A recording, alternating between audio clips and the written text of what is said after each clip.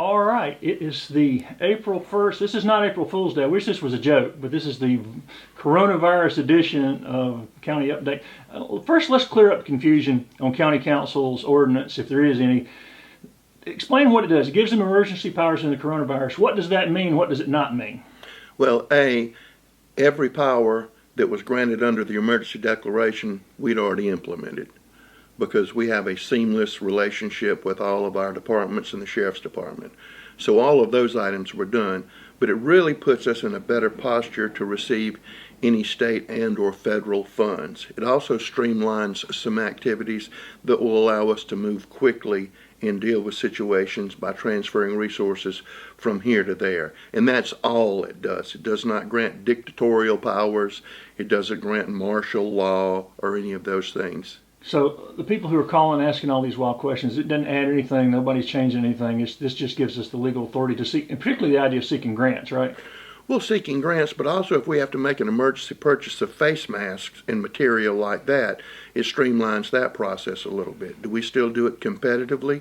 Yes, but we're competing against 50 states and 8,000 counties and cities. So it allows us to move a little bit quicker. But other than that, we're still completely transparent. Everything that we do is documented, and everything that we will do is available to the public all the time. All right, we're going to talk about this more in detail as we get along, but how has this virus changed things for the county in terms of providing services? Anderson County is still open. We are providing every service that we did before. Some of them we're doing in new and unique ways, because we've restricted access to public buildings. That's for the safety of the public and the safety for the employees. But everything we were doing before, we are still doing. But we're also trying to be sensitive with separation of our people when they're here, stressing hand washing. We have in some cases an A and B shift, and just trying to keep everything running, because it's our job, no matter what's going on, is to make sure that the government is up and running. We get emergency requests for this, emergency requests for that, and we're responding just like we always did. Now, some of your face-to-face transactions might take, instead of in the past take an hour, we might have to take a day. Two of the worst emails I received were from surveyors who said that we were trying to put them out of business because we were closed. And then we replied that we were not closed, and we didn't know where they heard that information. And they were both delighted and pleased with that, but they never bothered to write back and tell anybody that they were now pleased and delighted, other than their friends. Some county workers are working at home. Who are some, just so people will know what's still going on, who are some of the essential employees that are still having to leave home, come to work? Well, naturally, our 911 dispatchers are having to come to work, and they're receiving zillions of calls. So they're working, all sheriff's personnel are working, and you might notice that there are more sheriff's deputies on the road because the school resource officers are not at the schools. So they're on the road. The same with the city police too. So you're seeing more police officers out because they're not doing school resource work. But I mean, roads and bridges are still working. All of our landfills are still open. As a matter of fact, we have received more debris and recycling than we do at Christmas. And that has to do with people who are staying home and catching up on all their chores and carrying things to the landfill. So we're doing that. But even that's a little different, because in the past we would try to come out, and if you were an elderly person or you needed some help, we would actually try to physically come over there and help you. But now, because of the coronavirus, we really, and I mean, we have some of our guys saying, we really want to be able to go, and say, no, you can't do that, because you could infect them or they could infect you. So pretty much everything is still up and running. You just can't get in the door. People forget, though, you mentioned roads and bridges, the people that are keeping the wastewater treatment plants running and all this. There are people out there, even, and I know it's not a county thing, even to electricity, and there are people out there that have to be working so we can stay home and work. Well, and you've got a lot of employees staying home and working too, right? Everybody who can work from home, they're at home. And there's a skeleton crew everywhere else as long as you can work from home. And we're also trying to be sensitive to people who have underlying conditions. Every service that we provided, we're still providing, and will continue to do so, no matter if it's just two of us here. How will this situation affect long-term projects like roads and construction and other things? Well, One of the things, this is also the time of the year when you begin work on your budget. Well, you really work on your budget all year. When you finish the last budget, you're looking towards the next year's budget. And we know there's going to be a decrease in revenues. So the county's already begun tightening their belt, and we always run lean and mean. As I've said before, our county, for counties our size, we have fewer employees than anybody else. Total sheriff and total county employees is less than 1,000. About 600 are law enforcement personnel, the rest around 400 here. But we're still doing what the public expects us to do, and they should expect us to do it because they pay our salaries. So it'll just be time delay because of the thing. I mean, things that were under construction and Things like that are going to be, everything's going to be held up for a while, not just in Anderson County, but everywhere. what about planning? I mean, this has to be sort of a logistical nightmare because when you push everything out, that pushes planning out. What's Yeah, but how's it- we're adapting to that. So those issues like that, like some of the projects that we wanted to get done, we kind of put on hold, or we're trying to wait for things to settle down because we really expect the next 3 to 4 weeks are really going to be bad and going to be critical. And I take that from the president's remarks that hold on, the next 2 weeks could be catastrophic. But if you have 2 weeks catastrophic in the large population centers, you know that's going to trickle down to us. So it's weird times. I talked to Mr. Bill Brissy the other day. Mr. Brissy, most people in Anderson know who he is. He's 88 years old, has more energy than me and you, still works every day, runs the Touchdown Club and everything else. And he said in his 88 years he had never seen or experienced anything like this. So far we haven't taken any licks because of this under the county health plan. So keeping our fingers crossed. What about county council meetings for the foreseeable future? That last teleconference was not ideal, to put it kindly. Are there plans for online telemeetings, and is there going to be better technology? There will be better technology, but you will understand that I've talked to my colleagues around the state. I talked to the former county attorney, Mike Pitts, who's now with the city of Greenville, and he said they had one of those, and he said it was a complete disaster. So I think you're having a lot of cities and counties trying to figure out how best to do this and allow public input, and that's a challenge to do that. Greenville, when they were going to do their ordinance on stay in place, they were going to give the public until 3 o'clock to call in, and then at 4 o'clock they would have a meeting, and they would take the public comments and reflect on them before the meeting at 4. Our county ordinance says that we have to have at least one meeting per month. But I can assure you that county council is really concerned about having a meeting that the public cannot participate in. And until we can figure out, and everybody has a great solution, and I haven't seen a perfect solution yet.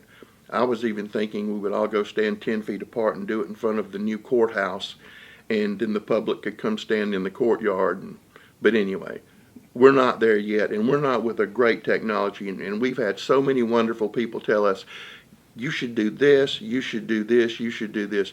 Trust me, we're looking at every one of those to see which one is the best and still allow the public to participate. So y'all haven't found anybody with one that really works? I hadn't seen one that's super fine that does it perfectly. It's big enough, yeah. And I haven't seen anybody else find one either. County's working on the budget for next year. How has the virus impacted that work, and how has it impacted this year's budget? Well, I know this year that council's looking not to do anything that would add a burden to taxpayers.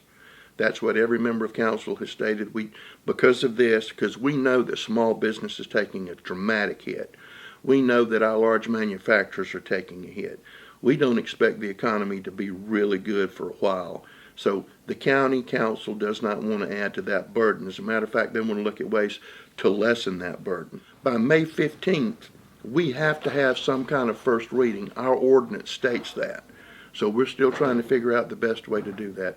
But I wouldn't look for any drastic actions by county council. I know that our treasurer, Jason Phillips, is looking to see if he can delay penalties on people who could possibly lose their houses for tax reasons and things like that. So the county council is very well aware of how bad things are, and they want to be the help, not the hindrance to it.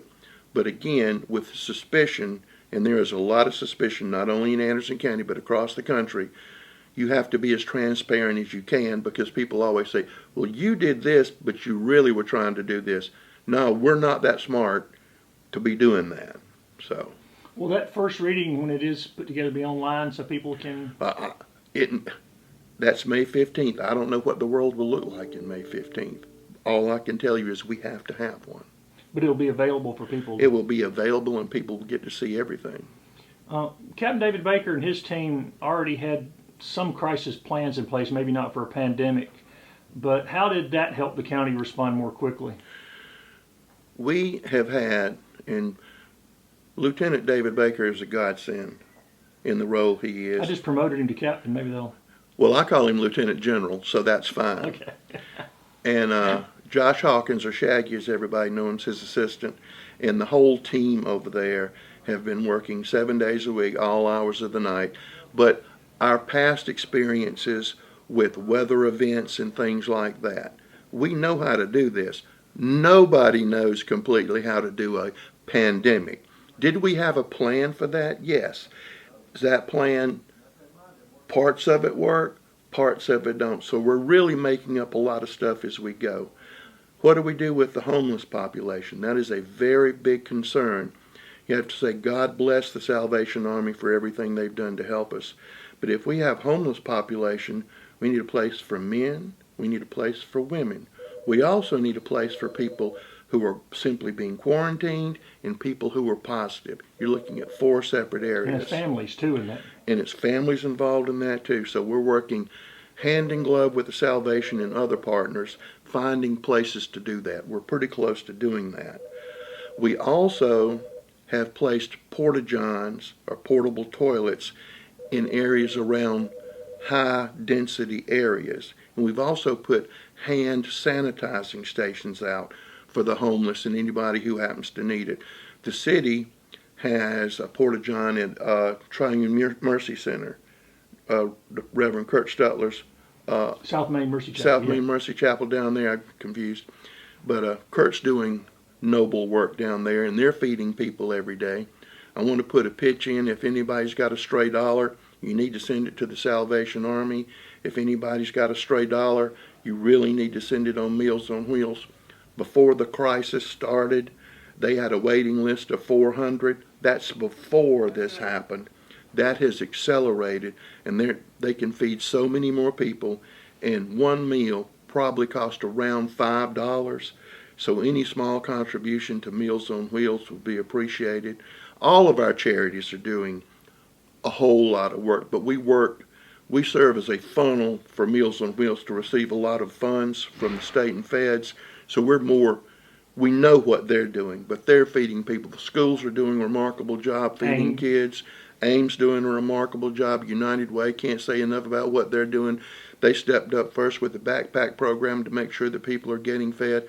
And if I'm leaving somebody out, Soup Kitchen's doing them. Everybody is really pitching in, and a lot of them are doing it to their danger. I mean, our frontline warriors are our doctors and nurses. They are the ground troops. They're the shock troops. They're the ones that are getting it every day, and they're doing a wonderful, wonderful job. Can't say enough about them. And the janitorial people in the hospitals that are. And the janitorial people everywhere should be getting awards and prizes and everything like parade. that. Yes. We might have one. As we move ahead, you're following the state's lead in terms of reopening anything or doing anything else? Yes. It's a real strange economic development season, and I guess the whole world's in that boat. So I assume it's pretty much at a standstill for economic development? Yes, it's at a standstill. We have projects that want to move forward, but we are not going to have a council meeting just for that to happen, and they understand that. So we're good. We're spending a lot of time taking care of our existing industries, helping them with different needs, providing information on what to do, how to sanitize plants, all of those types of things. So we're providing that information and guidance. What about projects that were almost completed, like the sign on the 85 border, Green Pine and Dolly Cooper Park constructions? Are they just going to hold? Well, those things that were already funded from last year's budget or even a budget before that, those things are still continuing. Finishing up is the appropriate word. No new projects have been approved by County Council at this time. Will the sign be finished soon then? I mean, do we? pretty soon. May 1st is typically the open date for the Anderson County Farmers Market. Is it too early to tell on this, or is it possible we could have a drive-through market? I talked to Sharon about this. And Sharon has been looking at different things we can do to serve our farmers and also provide fresh fruit and vegetables to people. We're looking at that. We're trying to figure out a way to do it safely so you can do that. And Sharon Nicometta, who's a genius, is working on that along with Glenn Brill to see if we can do something on that. But we won't have people congregating anywhere to do anything.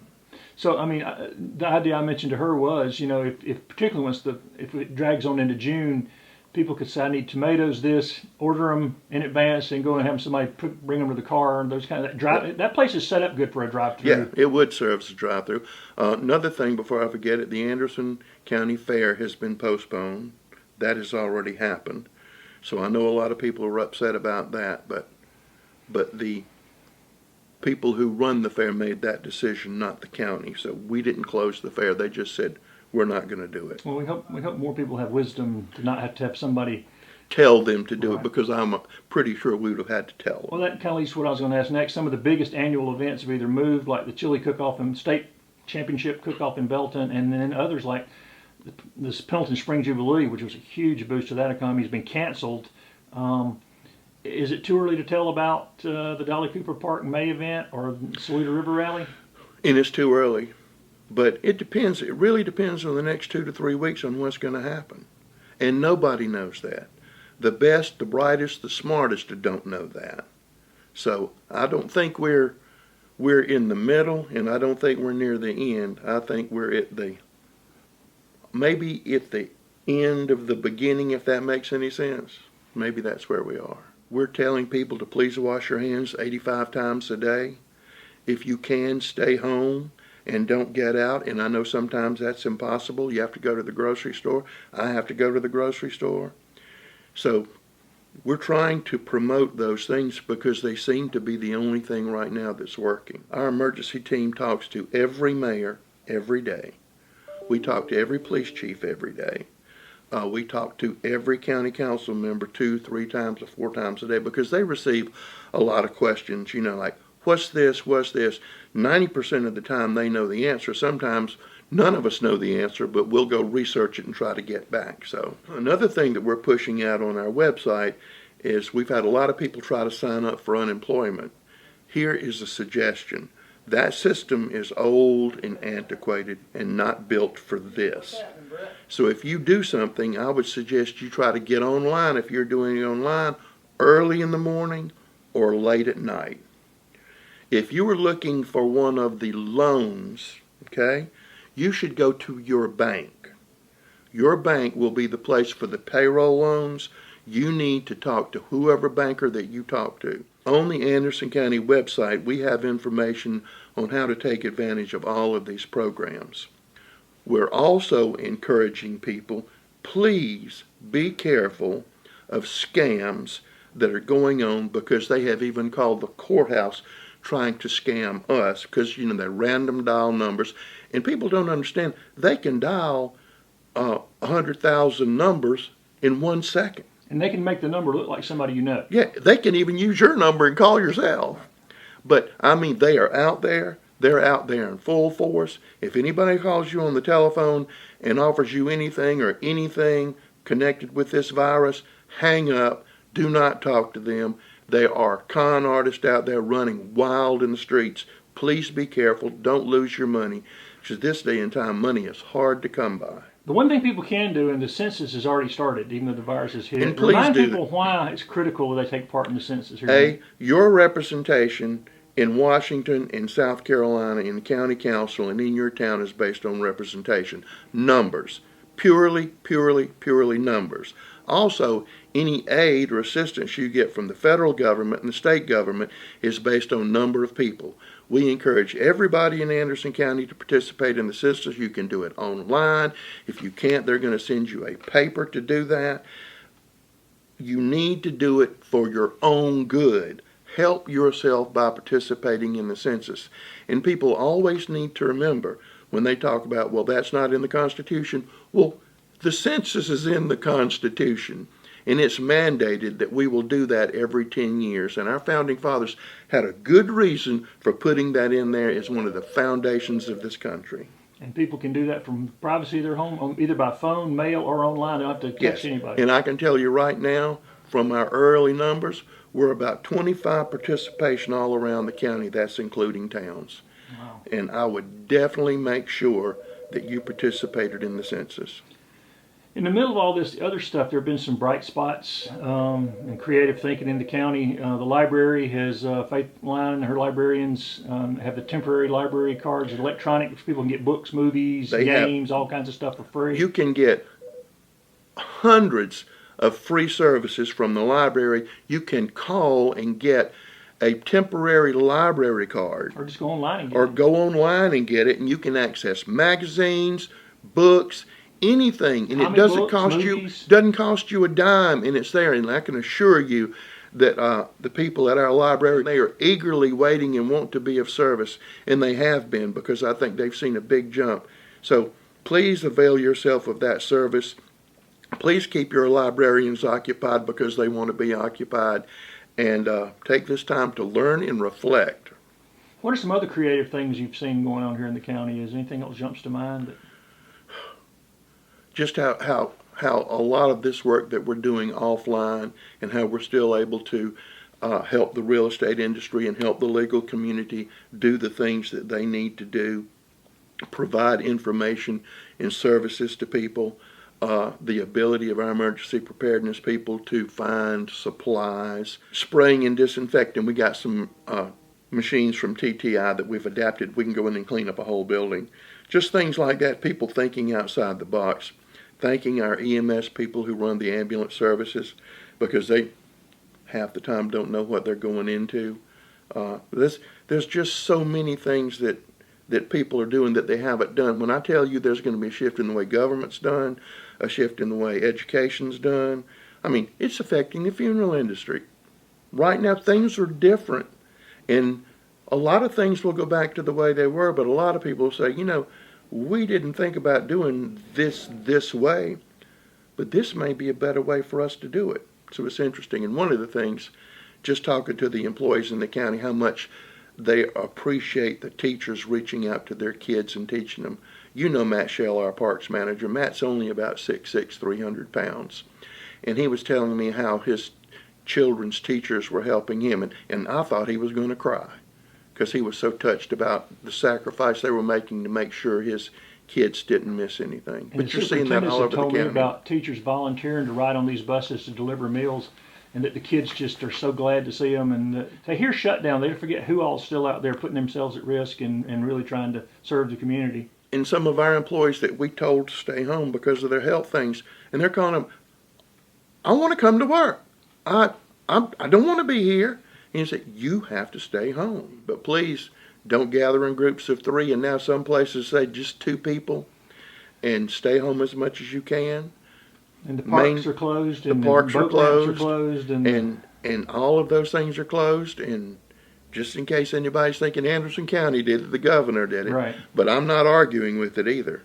So it's a strange time. And it's going to be a strange time. You mentioned the website. What's the best place for people to stay up to date? AndersonCountySC.org is our county website. You can go to any county website and you can Google them all and you can find it. So we try to keep the latest information on the Anderson County Facebook page. We try to put the latest information, and we're trying to keep current information up on the Anderson County television, all of our platforms, Roku, all of that, to try to get that information out. I strongly suggest they go to the Anderson Observer, because that's currently updated on a regular basis and usually has the latest information. So there's just a whole lot of ways to get the information. County's Facebook and Emergency Services Facebook. Emergency Services Facebook. And there's also a whole lot of places to go get bad information. You don't have to go to get it. It comes to you. And so you can get a lot of bad information that's not true. All right. Finally, in an attempt to help people look ahead to better days with no pollen and cooler weather, and maybe we'll just be talking about the virus in the past tense, let's talk about my favorite county endeavor, the courthouse Christmas tree. Yes. The cost of the tree and upgrades have already saved the county thousands of dollars, and the savings now are just it's like we got a free tree. Yes. What about the continued growth of the tree? At the current rate, I did the math, it looks like we will actually pass the size of the Rockefeller Plaza tree in 2030. How likely is this to happen? Well, I know that we've placed the electric fertilizer around the tree as we do every year after we take it down. And from when I've talked to our facilities people, it's growing pretty good. So I have a sneaking suspicion it will be taller next year. So in 10 years, we could be at 80 feet. And then we will be the center of the world. Please stay home if you can. I understand you can't always stay home. Please reach out to those charities that we talked about. I know money's tight. I know very well money's tight. I know people are losing their jobs. And so if you can help anybody, please try to reach out and help them. Please stay safe. Please maintain social distance. And if there's anything that we in Anderson County can do to help you, please let us know. We're here. We're answering the phones. If you have a problem with the road, if something caved in, give us a call. We'll be happy to help you.